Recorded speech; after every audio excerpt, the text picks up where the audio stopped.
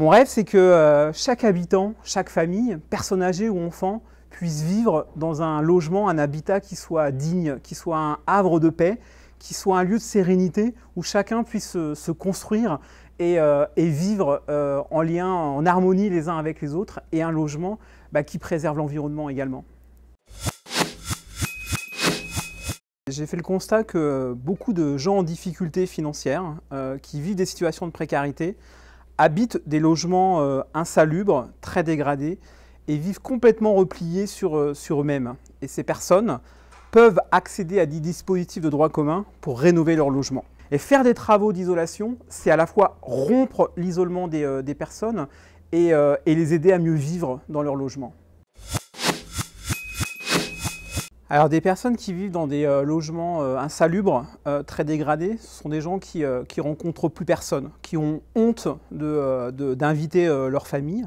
Ce sont des enfants qui ne reçoivent pas leurs copains en fait, dans leur maison.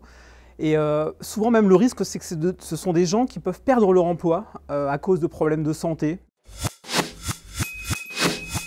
En fait, Réseau Ecohabitat, c'est d'abord un réseau d'acteurs qui souhaitent travailler ensemble pour aller chercher en fait, ces publics invisibles, pour les repérer, leur permettre d'avoir des relations de confiance avec des bénévoles de terrain qui les rencontrent.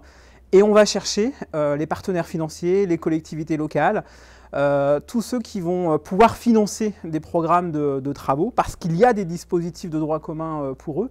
Donc on maille un réseau où il y a d'un côté des bénévoles, des collectivités, des financeurs et des artisans, des professionnels du bâtiment. Aujourd'hui, notamment en France, il y a tous les moyens, on a beaucoup de moyens, beaucoup de ressources.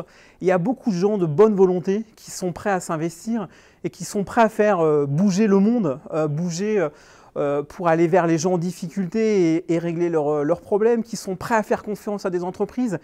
Il y a de l'argent, il y a des moyens financiers, il y a des dispositifs et il n'y a plus qu'à.